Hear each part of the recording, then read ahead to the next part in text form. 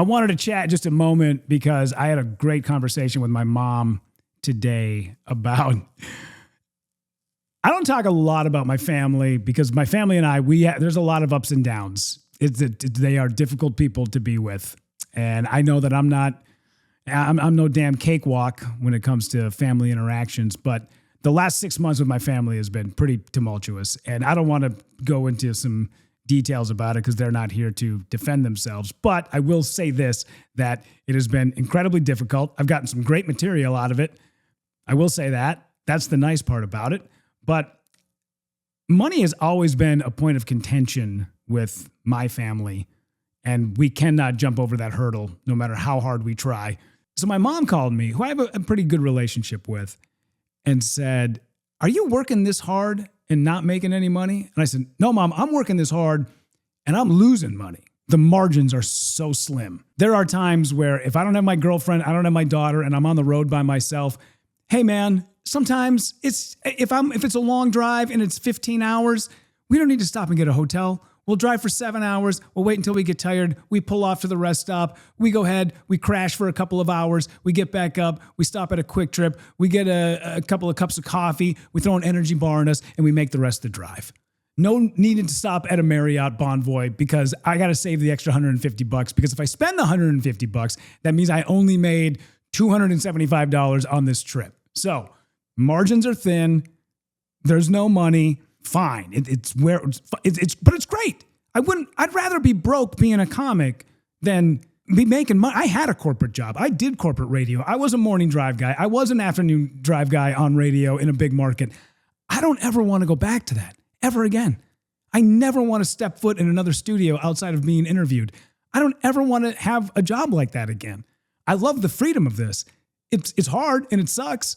And there's days where you want to give up, but I'd rather do this and be broke than ever think about going back to another corporate job. And it really took my mom by surprise that she sees the grind and the hustle every single day, but there's no money. There's nothing. I have been on the road consistently now for about 3 years.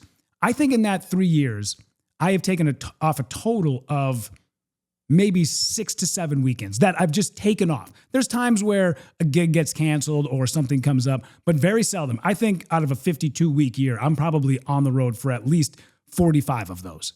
I'm fortunate enough where I get to open for some guys who have a fan base. I go out with Adam Carolla. I go out with Michael Yo. I go out with Jonathan Kite. Every now and again, I might get a gig with Tammy Pescatelli, or I happen to open for Kyle Dunnigan. Great. These are all fantastic gigs. They're the best.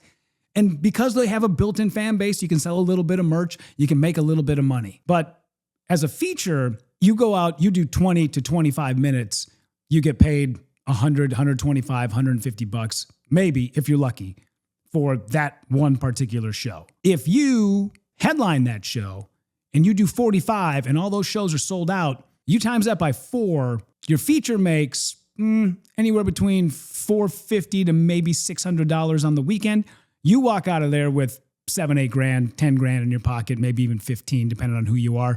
Sometimes it's even upwards of 25, maybe even 30. Depends on who you are. It swings, it varies, absolutely. The difference is not the 25 minutes on stage. The biggest difference is the headliner is the person who brought all of those people. Now, I maybe brought 1 or 2, but they were on my comp list, so I was actually taking money out of his pocket. So until you can become somebody who is an actual draw, I'm sorry, man. That's just the way this is. It sucks. It sucks that, 3 years been on the road as a feature and still, losing money every single weekend. But like I said, I'd rather go out on a weekend where you get no travel pay, you get no hotel, they don't pick up your airfare. Fine. I go out, I'll still call somebody that I know and say, hey, I saw you got a gig in Des Moines. I saw you got a gig in Kansas City. It's a cheap flight from either Vegas or Los Angeles.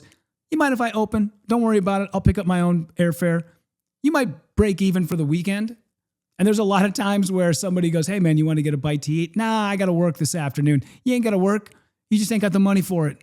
So you just go wait until you get to the club. You eat a little bit of food. You wait until the end of the night. And then at the end of the night, you ask, hey, I'm just going to grab something to go. And then you grab that steak sandwich or Philly cheesesteak. You grab a burger. You grab a salad. I'll eat this back at the hotel tonight. No. That goes back in the fridge. You wait until the next morning. You eat that thing for breakfast. That's how it works. 45 years old. Everybody thinks it's the most glamorous lifestyle ever.